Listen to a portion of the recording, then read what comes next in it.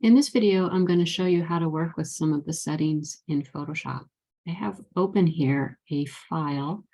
This is a student's composition, and the first setting tools I'm going to look at, all of these are going to be under image adjustments.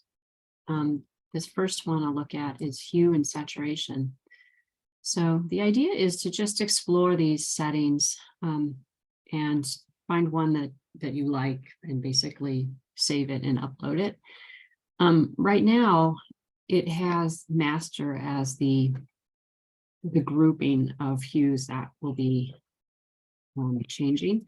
But if you click on this drop-down menu, you can isolate certain dominant hues.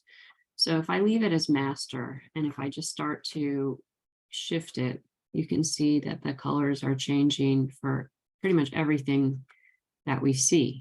Okay, and I'll bring it back to 0. Now, if I also I can adjust the saturation. So if I bring this all the way over, I'm getting high degree of saturation, and I can drop it in this direction if that's my preference. So going back to these different color sections, if I go to the reds and then I start playing with the hue, you can see the green shapes are not changing much really.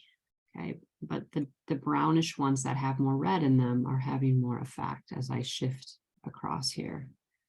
Okay, so that's one of the settings that you could adjust. I'll go back to 0 here. If I was to say, make some changes to the blues, and I'm shifting this way, you see far less transition because there aren't many blues in this composition.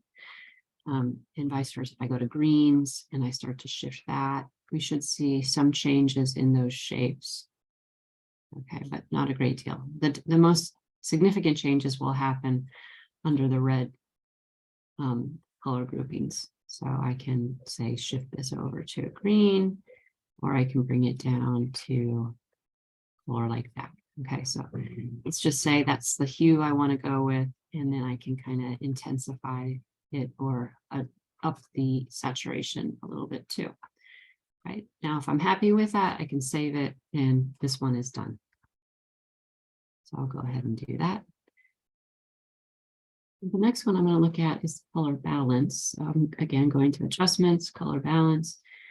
And here we have the RGB channels. And so you can make adjustments to that. And if you remember when you did the saturation study, that if you were working in the red channel all the way over, produces a high, the highest degree of reds, versus shifting it to the other side or removing the red is going to give you cyan. Again, it has to do with the way that light and color mix.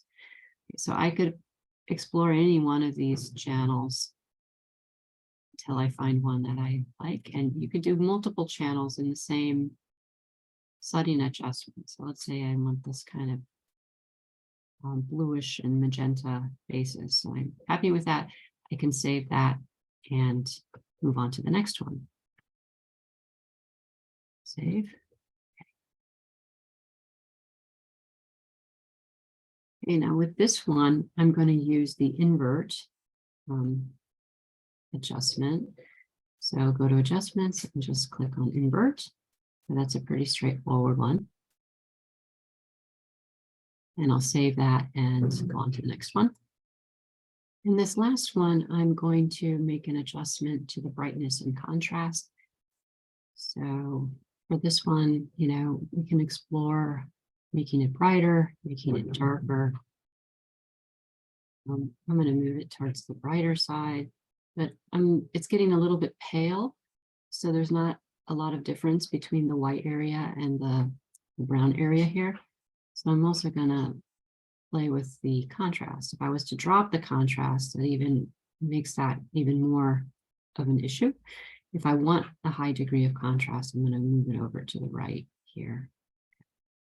Maybe I'll bring this down just a little bit and up this as high as it goes. Bring this down a little more. And when you're pleased with what the results are, you can click on OK and save this file too.